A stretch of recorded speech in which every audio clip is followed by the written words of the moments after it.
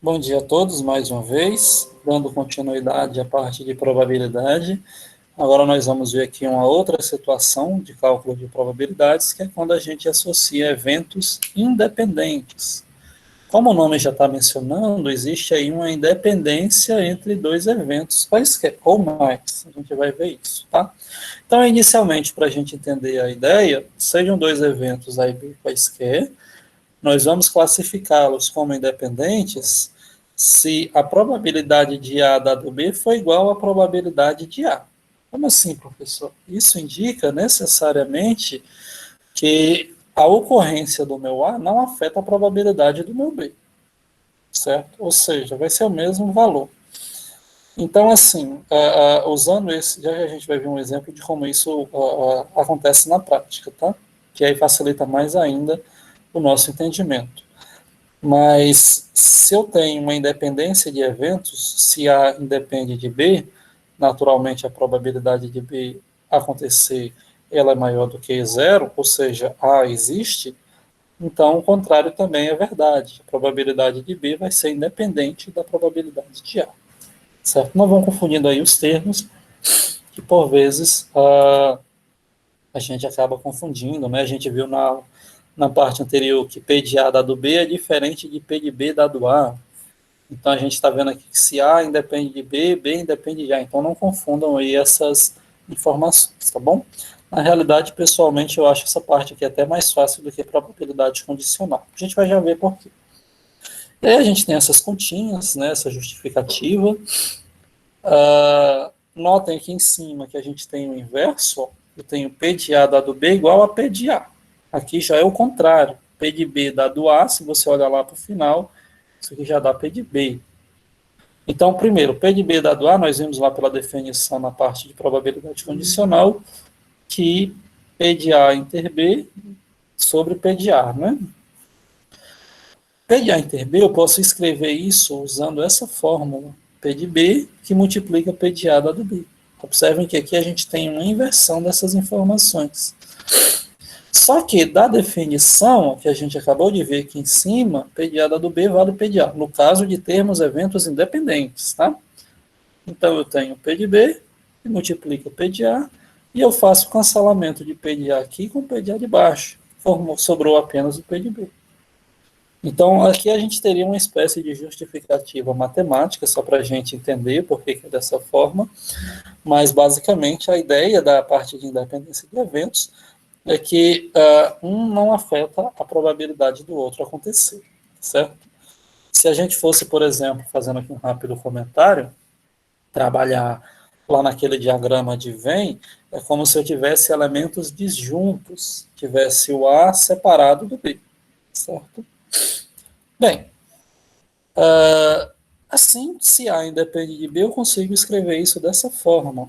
Facilita muito a nossa compreensão. Eu estaria dizendo P de A inter B, ou em outras palavras, eu poderia dizer algo assim, a probabilidade do A acontecer e do B acontecer, a gente já viu que dá a probabilidade de A, que multiplica a probabilidade de B dado A, só que se simplificando a nossa fórmula, isso aqui vai ficar a probabilidade de A acontecer multiplicada da probabilidade de B acontecer. Por isso que eu digo que é mais fácil. Então, simplificando a coisa toda, se eu estiver trabalhando com dois eventos independentes, ou mais, que é o caso que a gente vai ver daqui a pouco, basta eu calcular a probabilidade do A, basta eu calcular a probabilidade do B e multiplicar elas entre si. E aí já responde mais facilmente.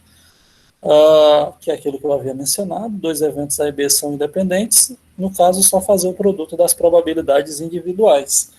E se eu estiver trabalhando com três ou uma quantidade finita, tá? Não tem sentido eu colocar infinitos eventos e calcular a probabilidade desses infinitos eventos. Então, se eu tiver mais de dois, basta fazer o produto deles, independentemente de quanto seja.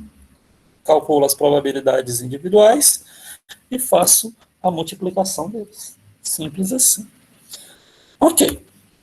Vamos calcular, usar aqui um exemplo, só para a gente entender basicamente, começar a compreender a ideia, tá certo? Eu tenho aí uma sala hipotética com 10 pessoas, 4 homens e 6 mulheres.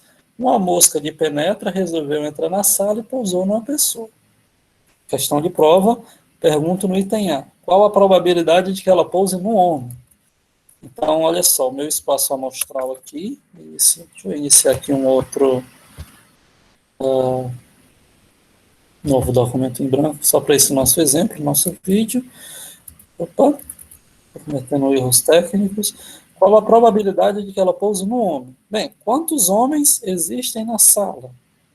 Vou botar aqui E de H, já que existem a probabilidade no caso dos homens, né? Como tem 4 homens, a minha probabilidade da mosca pousar vai ser ela escolher um desses 4 do total de pessoas que tem na sala, que são 10. Aqui o meu item A, 4 sobre 10 a probabilidade de ser homens, da mosca pousar no homem. Item B, qual a probabilidade de que ela pouse numa mulher? P de M. Mesma coisa. Vou selecionar aqui, vou escrever como sendo P de M, tá? Porque a probabilidade da mosca pousar numa mulher, como eu tenho 6 mulheres na sala, um total de 10, minha probabilidade é 6 sobre 10. De novo, a gente aqui não está simplificando e tal, mas o item C é que começa a gente a trabalhar, tá?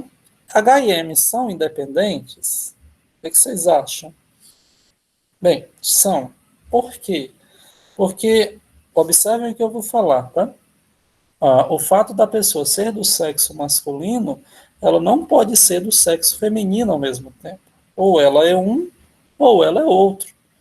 Então, a ideia aqui é que quando a gente está trabalhando com eventos independentes, o evento A não vai ter nenhuma associação com o evento B, beleza?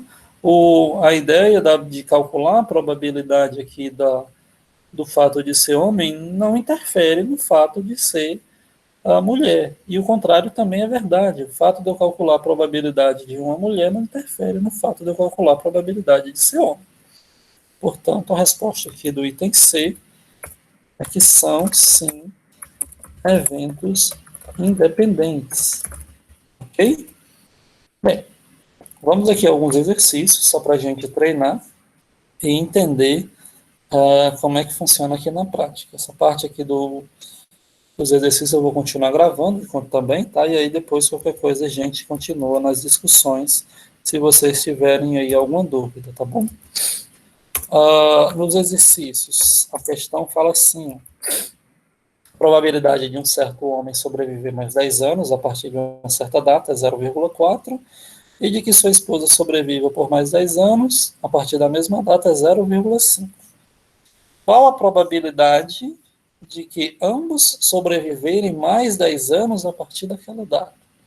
Então, notem aqui nessa questão, e eu vou escrever aqui devagarzinho, tá? Ó, probabilidade, vou escrever aqui P de H, que é a probabilidade do homem, a gente viu que é 0,4, e a probabilidade da mulher é P de M é 0,5. Ok. O item A, ele pergunta a possibilidade dos dois estarem vivos daqui a 10 anos, né? Então eu pergunto para vocês, para a gente começar a entender se eu tenho independência ou não de eventos. A probabilidade do homem estar vivo tem alguma relação com a probabilidade da mulher estar viva? Ou o contrário? Não, né? Então notem que aqui a gente tem uma situação que um independe do outro, teoricamente falando, né? A gente está aqui numa situação meio que hipotética, supondo que o homem não vá matar a mulher e nem a mulher mate o homem, sei lá. Então, teoricamente, nas resenhas à parte, eu tenho aí uma situação de independência de eventos. E aí, do que a gente acabou de ver, a minha resposta aqui vai ser 0,4 vezes 0,5. Isso aqui, quando você resolve, dá 0,20 ou ainda 0,2, que no caso seriam 20%. Então, olha só que interessante essa resposta. Por mais que eu tenha chances maiores, a probabilidade dos dois estarem vivos daqui a 10 anos é de apenas 20%. Beleza, galera? Alguma dúvida dessa parte inicial? E aí, a gente vai ter aqui no item B uma outra situação e que eu colocaria, por exemplo, numa prova da vida. No item B, você tem escrito assim, ó, ao menos um deles sobreviver mais 10 anos a partir daquela data. Então, isso aqui seria uma questão de prova, por exemplo, e quando você lê essa questão, você vai lá e pensa que é a mesma coisa que o item A. Só que não. Veja, ao menos um deles sobreviver seriam as seguintes situações. Ó. Eu poderia, por exemplo, ter os dois sobrevivendo, que nada mais é do que a situação que a gente já calculou anteriormente. Só que eu posso ter um ou, né? Uma situação em que, por exemplo, o homem morra e a mulher não. A mulher fique viva. O homem morreu, então vou escrever aqui como sendo H barrado, e a mulher está viva. Pelo menos um dos dois. Ó. Então o M aqui está vivo e o H está morto. Ou posso ter o contrário. A probabilidade do homem estar vivo e que a mulher agora faleceu. O M barrado. Para a gente não perder tanto tempo, nós sabemos que P de H em TM é P de H vezes P de M. Inclusive, a gente já tem até a resposta, né? Que é 0,2 dessa primeira parte. Eu já vou usar essa parte inicial. P de H barrado inter M, a gente viu que é P de H barrado vezes P de M. Só que o que é P de H barrado, vocês lembram? É o complementar. Para complementar, a gente precisa completar para o 1. Então, a probabilidade do homem morrer, que é o contrário da probabilidade dele viver, tem que ser 0,6. Não é? Bem óbvio. Então, para a gente completar, lembrem-se que a gente viu que a probabilidade de um evento completo, total, tem que sempre que dar 1, né? Então, se eu já tenho 0, e eu sabendo naturalmente que o homem ou está vivo ou está morto, eu tenho aqui 0,4, aqui 0,6. Logo, se eu somar os dois casos, isso aqui dá 1. Beleza. E no caso do PM, que a gente vai precisar, né? No caso também da mulher, eu vou ter aqui 0,5. Ou seja, ela tem iguais chances de estar viva ou de estar morta. Mas voltando aqui para a nossa solução, indo para o item B, ó, P de H barrado é 0,6, que multiplica P de M, que é 0,5, somado com P de H, que é 0,4, do homem está vivo, que multiplica P de M barrado, que a chance dela estar morta, que é 0,5. Fazendo contas, eu tenho 0,2, 0,6 vezes 0,5 é 0,30, que nada mais é do que 0,3. 0,4 vezes 0,5 é 0,20, que é 0,2. Opa. E quando eu fecho essa conta, eu tenho 0,2 mais 0,3 mais 0,2, isso aqui dá 0,7. Ou seja, vejam que eu tenho respostas diferentes para a mesma questão. Aliás, para perguntas diferentes e que podem até estar parecidas. Ok? Deixa eu ver se apareceu alguma dúvida aqui. E aí, para a gente encerrar aqui o nosso vídeo, eu vou só mostrar, já a gente vai para fechar nossa aula resolver essa 3, tá? Vou mostrar aqui uma situação hipotética de uma questão que caiu do Enem, usando independência de eventos, tá bom? Lembrem-se que é basicamente só sair fazendo a multiplicação das probabilidades individuais.